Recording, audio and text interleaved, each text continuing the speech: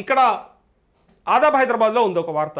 ఏఐకు మరో నిర్వచనం. ఏఐ అంటే ఆర్టిఫిషియల్ ఇంటెలిజెన్స్. యాక్చువల్గా అనుముల ఇంటెలిజెన్స్ అని చెప్పి కల్వకుంట్ల కవిత ఒక పేరు పెట్టేసింది. ఏఐ కంటే అనుముల ఇంటెలిజెన్స్తోనే ఎక్కువ ముప్పు. బీజేపీతో సీఎంకు లాలూచి లేకుంటే ప్రధాన అపాయింట్మెంట్ లభించేది. అవసరమైతే ఢిల్లీలో నిరవధిక దీక్షలు చేస్తాం. ఢిల్లీలో ఓ తుఫేల్ ధర్నా చేసిన కాంగ్రెస్ అసెంబ్లీ ఆవరణలో పూలే విగ్రహ ఏర్పాటుపై ఏప్రిల్ 11లోగా ప్రకటన చేయాలి.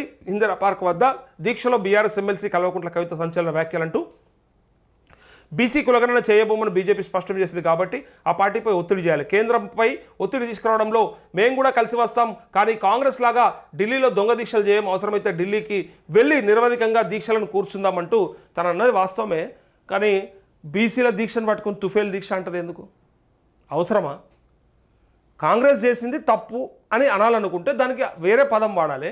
డైరెక్ట్గా ఇప్పుడు బీసీలను అన్నట్టుగానే ఇప్పుడు వాళ్ళు ఒకవేళ ఓన్ చేసుకుంటే ఎవరికి నష్టం? ఇది కొన్నిసార్లు ఏమవుతుందంటే రాజకీయాలలో ముందర కనపడ్డ మందిని చూడగానే ఆవేశం వచ్చేస్తుంది అన్నట్టు. అద్దంకి దయాకర్ కదా కోమటిరెడ్డిని ఏమో అన్నాడు కదా, అప్పుడు యాదికుందా?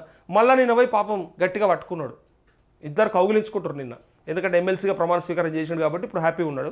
కానీ ఎన్ని రోజులు ఆ నరక యాత్ర అనుభవించడం మనం అందరం చూసినాం. ఆ మాట అన్నప్పటి నుంచి మొన్నటిదాకా ప్రమాణ స్వీకారం చేసేదాకా, అంటే ఫైనల్గా నామినేషన్ వేసేదాకా ఆ యాతన మామూలుగా లేదు, ఆయన బాధ మామూలుగా లేకుండే. అయితే నాయకులు ముందరున్న జనాలు చూసి ఆవేశంగా ఏది పడితే అది మాట్లాడేసి తర్వాత నాలుక గరుచుకుంటారు అన్నట్టు. ఇప్పుడు తుఫేల్ దీక్ష అని అంటే కాంగ్రెస్ తుఫేల్ అయి ఉండొచ్చు, కానీ అక్కడ సందర్భం ఏంది?